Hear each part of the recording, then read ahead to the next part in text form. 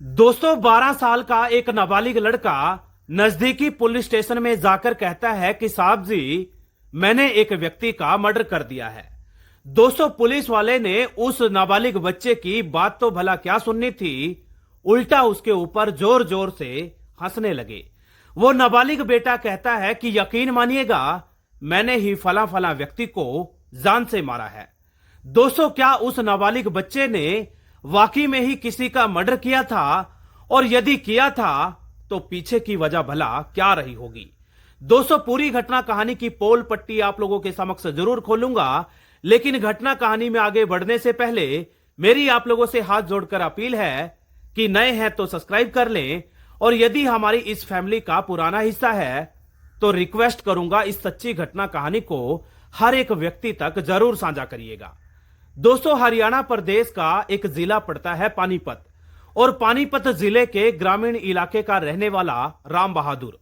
दरअसल राम बहादुर भारतीय सेना से बतौर सूबेदार रिटायर हुआ है। हाल फिलहाल की बात करें तो राम बहादुर नाम का वो रिटायर सूबेदार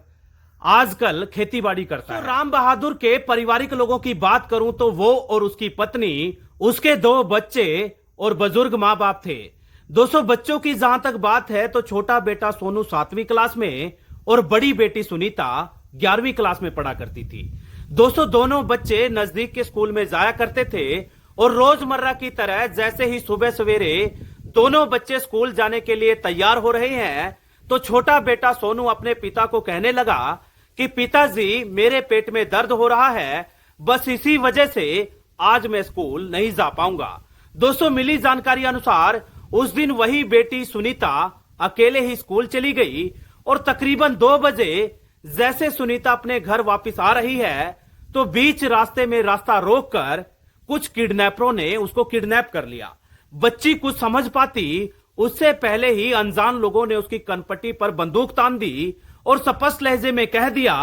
कि जरा भी होशियारी दिखाई तो मुझसे बुरा कोई नहीं होगा। सुनीता वही सब कुछ करती चली गई जो कुछ उसको किडनैपर कहते चले गए। दोस्तों मिली जानकारी अनुसार उसके बाद किडनैप करने के बाद सुनीता को तमाम लोग सुनसान इलाके में ले जाकर दरिंदगी की सारी हदों को पार कर गए, यानी कि तब तक सामूहिक रूप से गैंगरेप किया गया जब तक कि उन दरिंदों के दिल नहीं भर गया। मिली जानकारी अनुसार जब तमाम लोगों ने अपना दिल और मन भर लिया,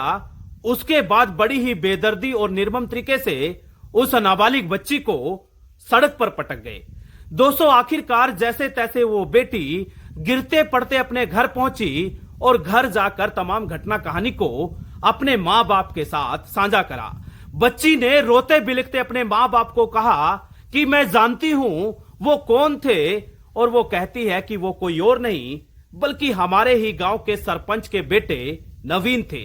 दोस्तों तमाम घटना कहानी को परिवार का छोटा बेटा सोनू चुपके से सुन रहा था, और दोस्तों उसके बाद ग्रामीणों ने बड़ी पंचायत का आयोजन किया,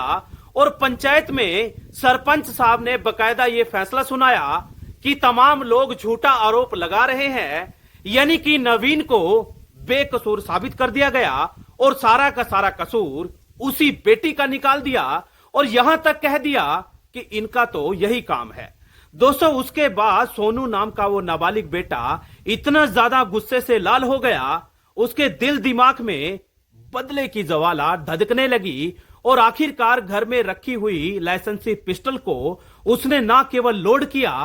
और जाकर के सरपंच साहब के घर सीधा उसके बेटे के सीने में पूरी 4 गोलियां दाग दी, और दोस्तों तब तक ताबड़तोड़ गोलीबारी करी जब तक कि सरपंच साहब का वही आरोपी बेटा मर नहीं गया। मिली जानकारी अनुसार जब उस नाबालिग बेटे ने अपना मंसूबा पूरा कर लिया, उसके बाद बेबाक तरीके से दौड़ता हुआ नजदीकी पुलिस स्टेशन में ना केवल पहुंचा बल्कि वहां पर मौजूद तमाम कर्मचारी अधिकारियों को स्पष्ट लहजे में कह दिया कि मेरा नाम सोनू है, मेरे पिता का नाम यह है, और मैंने ही फला फला व्यक्ति को मौत के घाट उतारा है। दोस्तों उस हद मरे बच्चे को देखकर तमाम कर्मचारी अधिकारी शिकायत लिखने की बजाय उसको गिरफ्तार करने के, बजाय उसकी बात को गंभीरता से सुनने के, उसके ऊपर ठहाके मारकर हंसने लगे, और कर्मचारियों ने तो यहां तक कह दिया कि इसके पेट में हड्डियां ही नहीं हैं, भला ये किसी का मर्डर कैसे कर सकता है। लेकिन दोस्तों, जब उसका पिता थाने पहुंचा, तमाम लोग साथ में गए, तब जाकर खुलासा हुआ कि वाकई में ही उस नाबालिग बच्चे सोनू ने एक व्यक्ति का मर्डर किया था। जांच दल ने जब पूरी घटना कहानी की तह तक जाने का प्रयास किया तो ऐसे ऐसे खुलासे हुए जिन पर यकीन करना भी मुश्किल हो जाता है। पुलिस के अनुसार सोनू नाम के उस नाबालिग बेटे ने वाकई में ही मर्डर किया था, लेकिन पीछे की वजह यह थी कि उसकी भी बहन सुनीता का तमाम लोगों ने गैंगरेप किया था। बहरहाल दोस्तों, इस पूरी घटना कहानी में क्या कुछ सामने आएगा ये तो भविष्य तय करेगा, लेकिन हाल फिलहाल की बात करूं तो ये मामला, ये घटना कहानी जगह जगह वायरल हो रही है। जगह जगह लोग तरह तरह की प्रतिक्रियाएं दे रहे हैं और ज्यादातर लोगों का तो यही कहना है कि जैसी करनी वैसी भरनी। आप लोगों को इस पूरी घटना कहानी को सुनने और देखने के बाद क्या कुछ लगा तो कमेंट बॉक्स में बता देना। लेकिन दोस्तों, जाते जाते आप लोगों से कहना चाहूंगा कि अलर्ट रहिएगा, सतर्क रहिएगा, कहीं ऐसा ना हो इंसान रूपी मखोटा पहने कोई बहरूपिया आपके गांव गली नुक्कड़ चौराहे पर बैठकर किसी घटना कहानी को अंजाम देने की फिराक में हो, आपको कानों कान खबर भी ना लगे और कोई बड़ी घटना कहानी अंजाम दे दी जाए। इसलिए अलर्ट और सतर्क रहिएगा, क्योंकि अलर्ट और सतर्क रहने में ही बचाव है, अलर्ट और सतर्क रहने में आप लोगों की भलाई है। मुझे दीजिएगा इजाजत, फिर हाजिर होऊंगा इसी तरीके की एक और घटना कहानी के साथ। तब तक अपना ध्यान रखिएगा, बहुत सारा अपना ख्याल रखिएगा।